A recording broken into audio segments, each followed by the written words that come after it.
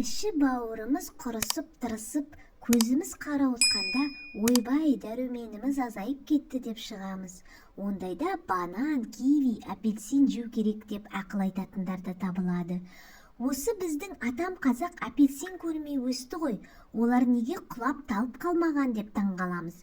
Сөйтсек олардың ішкен жегені нағыз дәрумендердің көзі екен. Көкорай шалғында жалпағынан басып жайылған сиырдың сүті, түйенің шұбаты мен жылқының қымызы, дәруменнің күш-қуаттың көзі осылар екен. Бүгінгі видеомда сүт өнімдерінен жасалған тағамдар мен олардың денсаулыққа пайдасы жайлы болмақ.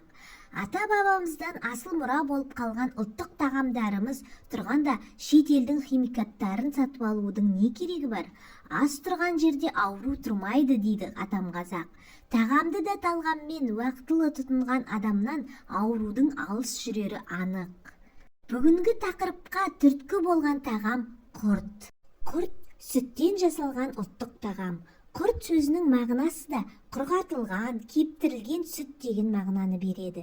Пісіліп, майы алынған, айранды қайнатып, кенеп, дорбада сүзіп алып, тұздап, өреде кептіріп сақтайтын тағам түрі. Жасалу тәсілдеріне қарай құрт сықпа құрт, ақ құрт, қара құрт, майлы құрт деген түрлерге бөлінеді. Қазақ ырымы бойынша кеппеген құртты жеуге алуға болмайды. Егер өреден құрт алып жесе жауын жауады деген ырым бар. Сабада жиналып піскілген іркітті майы алынған, кейін түбіне май жаққан үлкен қазанға құйып қайната береді. Құрт қайнап жатқан кезде оның түбі күйіп кетпес үшін арнаулы құрт былғауышпен әлсін-әлсін қазан түбін ернеуін қырып араластырып отырады. Әбден қойылған құртты қапқа құйып керегеге асып қояды. Сонда оның қалған суы тағы да ағып құрғайды. Бұдан кейін қолмен бөлшектеп тақтайшаға, шеге, қолмен сықпалап өреге жайып кептіреді. Көгермей қызбай бір тегіс кебу үшін өреде жатқан кезде оны бірнеше рет аударыстырады. Осындай әдіспен қайнатып кептіріп алған құрт жыл бойына кейде 2-3 жылға дейін сақтала береді. Құрт күшті ас, ол әртүрлі тамаққа қосылады. Құртты құрамы және жасалу жолымен таныс болсаңыздар, ендігі кезек құрттың адам денсаулығына пайдасы жайлы болмақ.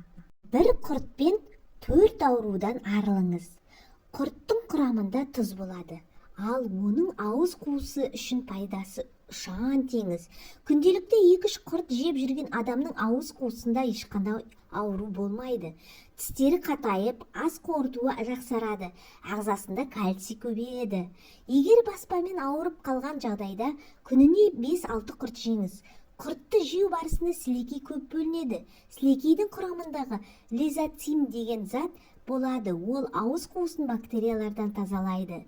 Ал құрттың құрамындағы тұз баспаны жеңілдетуге өз әсерін тигізеді. Әр құрттың арқасында ас қорыту жақсарады. Құртты көп мөлшерде жесеңіз, қайта-қайта шөлдей бересіз. Ондай жағдайда кептірілген алмадан жасалған компот, қант қосылмаған ішкен жөн. Осы компотты күнделікті ішіп жүру бүйректегі тас пен құмды түсіріп, есеп жолдарының жағдайын жақсартады. Міне, құрметті оқырман, дәрі-дәрмек деген қол созым жерде. Баспа үшін бір қорап дәрі-дәрмек алып шығындалудың қажеті шамалы екені көз жеттіңіз бе? Баспамен ауырып қалған жағдайда осы тәсілді қолданып көріп нәтижесіне көз жеткізіңіз. Күнделікті 5-6 құрт жеп жүру арқылы сіз баспамен ауырмайсыз. Ас қорыту жолдарыңызда қиындық туындамайды. Тістеріңіз ағарып, бүйрегіңіз сыр бермейтін болады. Ағзаңызға кальций көбейіп, сүйектеріңіз сынғыш болмайды. Денсаулық жайлы қызықты ақпараттарға қанық боламын десеңіз, менің YouTube каналыма жазылыңыздар.